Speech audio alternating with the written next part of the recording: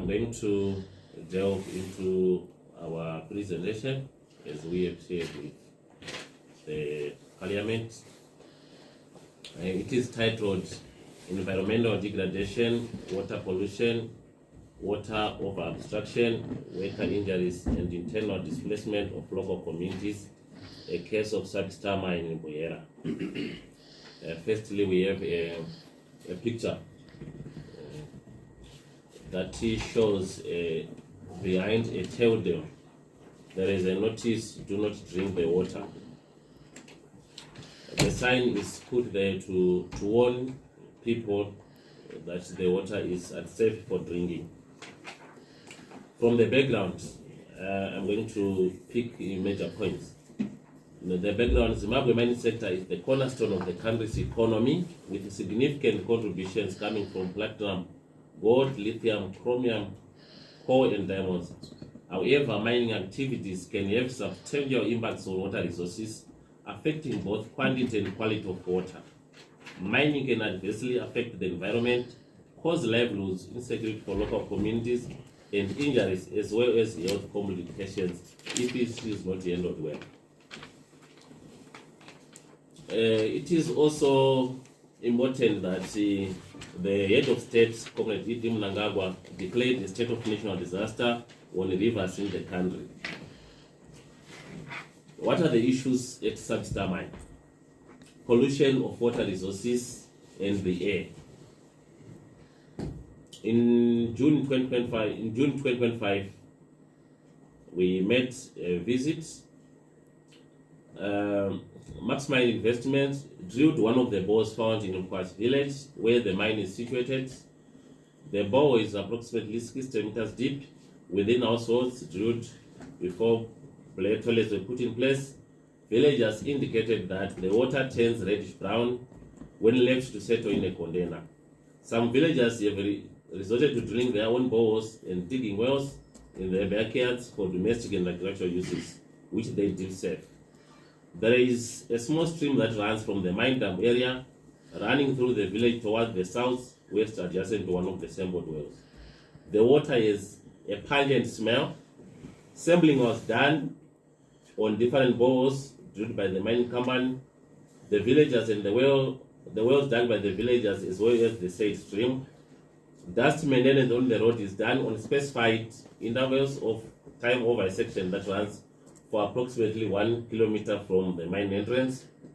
Noise is mainly heard occasionally during rock blasting hours that usually take from 5 to 6 almost every day, and also noise from haulage trucks that are used to transport ore, with an estimate of over 80 trucks per day. The noise affects the social life of the people of Buhera along the road, and the stretch is about 30 kilometers from Gaza to the Sabi Star Mine.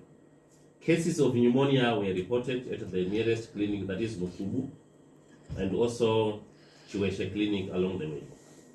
Records show that since the commencing of mining activities around 2022, cases of pneumonia and respiratory-related illnesses were recorded at the clinics. We also have key mining-related community issues like water quality issues, dust pollution, noise pollution. We also collected samples of water for laboratory testing by the regulatory board, environmental management agents, and the results were not shared.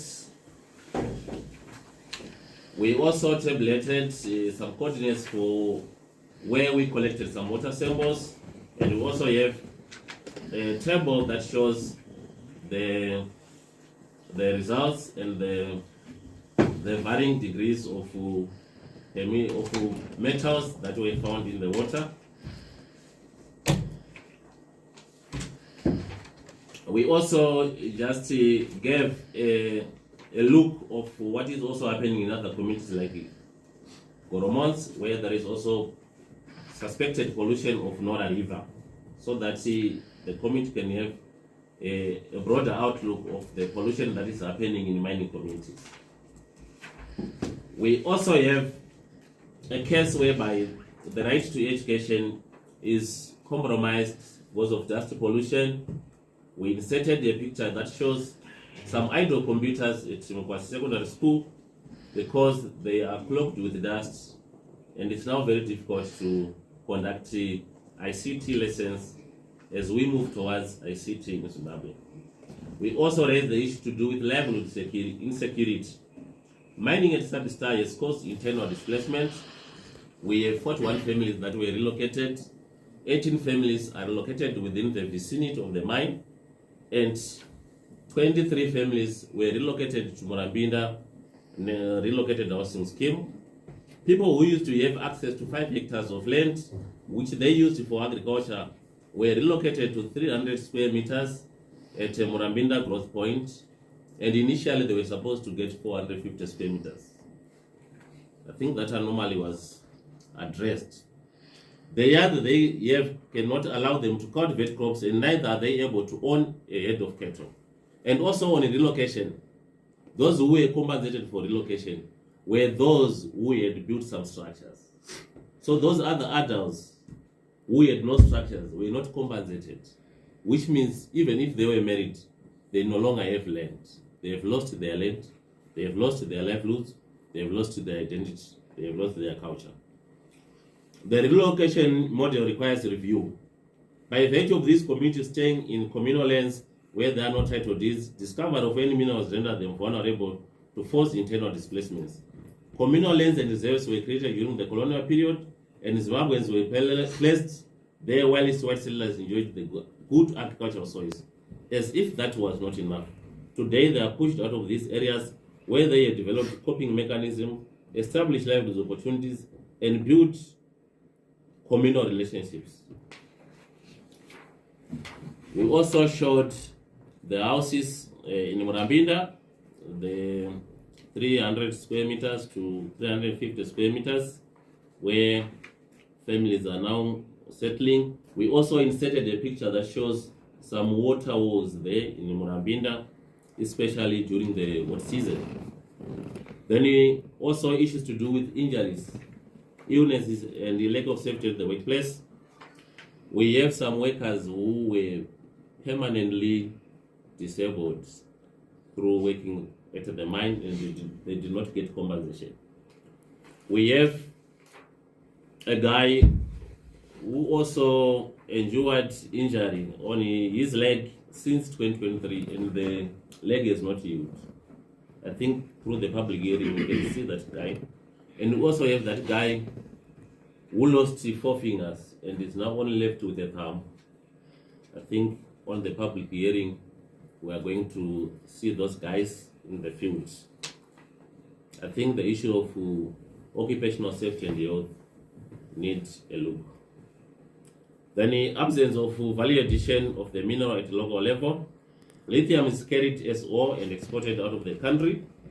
Value addition and beneficiation of the mineral create local opportunities, local job opportunities, and stimulate growth of economic value chains. And also the issue that lithium consumes a lot of water, around 400,000 liters to million liters of water during the mining operations. So the issue of water insecurity needs to be looked, because there is a lot of water that is being abstracted from Sabi River, and it affects those who are middle stream and downstream. Recommendations for Parliament. We recommended Parliament for national inquiry into mining and water security, environmental health, occupational safety, internal displacement, and livelihoods for local communities. Parliament of Zimbabwe should undertake an investigation that looks at the implications of environmentally unfriendly mining on water security, livelihood security, occupational health, internal displacement, environmental safety and health. I think we are trying to solutionize. We recommend that the national inquiry should focus on 3 critical minerals which also use a lot of water in the processing. These are lithium, chromium, and gold. We have prepared a short but not comprehensive legal register that we believe should guide the inquiry, on top of some soil, water, and blood stem that might be needed to have a clear picture of this crisis. Health impact assessment may be needed, considering that some operation on mining cause the incurable disease like pneumoconiosis. We shared the table, and it's not exhaustive. And if there is need for engagement on that, we are ready to engage with the Parliament, its portfolio committee. We also recommended for legislative reform targeting the Water Act, ZINWA Act, the Environmental Management Act, Pneumoconiosis Act, now incorporated in the Occupational Safety Health Bill, Mines and Mineral Act, the Communal Lands Act, and Structural Instrument on Water Pollution. Some of the challenges experienced by mining communities result from loopholes in the law, laws on water, environment, mining, communal land tenure, relocation of displaced communities, occupational and environmental safety and health requires review. Parliament can exercise its legislative role by amending these laws. Below are some weaknesses in the law which present challenges in mining communities. We highlighted the ZINWA's dual role as the regulator and also as the operator. We also highlighted the review of WASH institutional coordination framework to reflect catchment and basin level water resource institutional coordination. The National Action Committee on Water, Sanitation and Hygiene, NACWASH, oversees the institutional coordination of water, sanitation and hygiene in Zimbabwe, while an interministerial committee on WASH is a key component of this. Its provincial and district-based coordination creates challenges. This structure fails to account for the fact that catchment basins often cross provincial and district administrative boundaries, complicating effective management and coordination efforts. I think we can also have a marathon on restricted access to environmental impact assessment. Environmental impact assessments are essential for governments to make informed decisions about mining projects, as they outline protections against adverse environmental, economic, and social impacts. For communities, these assessments can be the only source of information regarding potential effects of the project on their lands. However, in practice, access to environmental impact assessments is severely restricted. Section 108 of the Environmental Management Act of 2002 prohibits public access to these reports, allowing inspections only at the Director General's office for a fee and only to be used in civic proceedings. This limitation contradicts Section 62 of the Constitution, which supports the public's right to information critical for accountability and rights protection.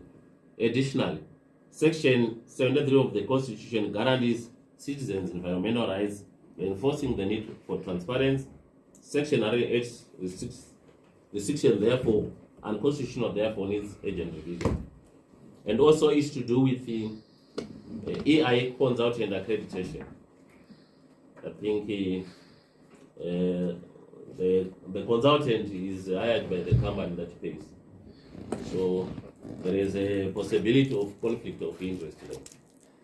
Then you fragmented legal structures. The legal structures governing water resources in Zimbabwe is fragmented and has overlapping roles which reduce cooperation, complicate enforcement, exacerbates resource rivals, especially when transboundary river basins, and hinders integrated water resource management.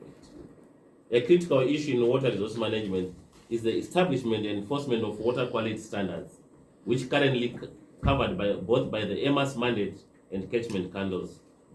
Under Section 56 of the Environmental Management Act, the Standards and Enforcement Committee, in collaboration with the Environmental Management Agencies, is empowered to set minimum water quality standards for drinking, industrial, and agricultural water. Also, review of the Mines and Minerals Act.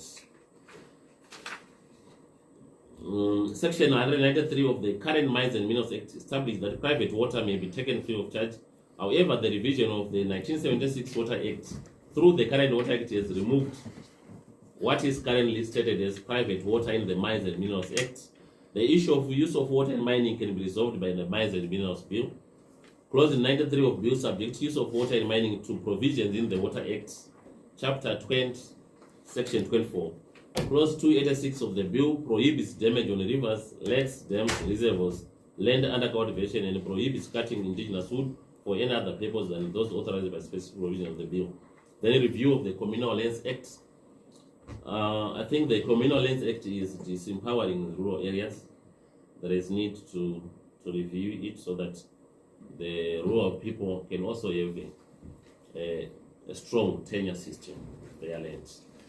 We also inserted a picture that shows the 18 people in Ward 12 that were displaced, but in front of their homesteads, there are some mining pegs.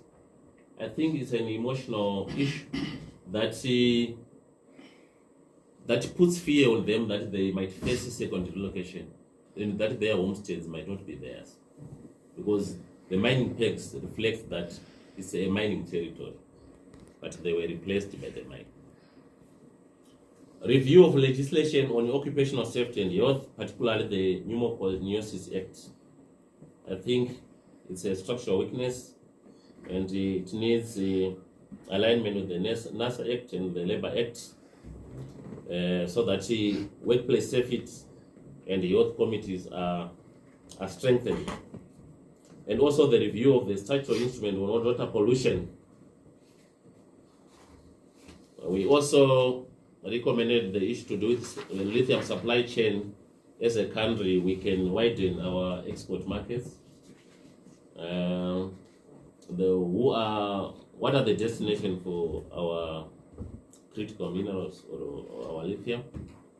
Mainly it's United Arab Emirates, South Africa, and China. We might also expand to other markets so that we might not suffer from geopolitical and economic vulnerabilities that are happening globally. Then finally, we suggested that we might develop ambient water quality standards. Currently, the nation does not have these standards. However, we applaud the environmental management agents for kick-starting this critical issue. The standards need to be recognized through provisions in the legislation that speak to them. Thank you very much for listening to our presentation.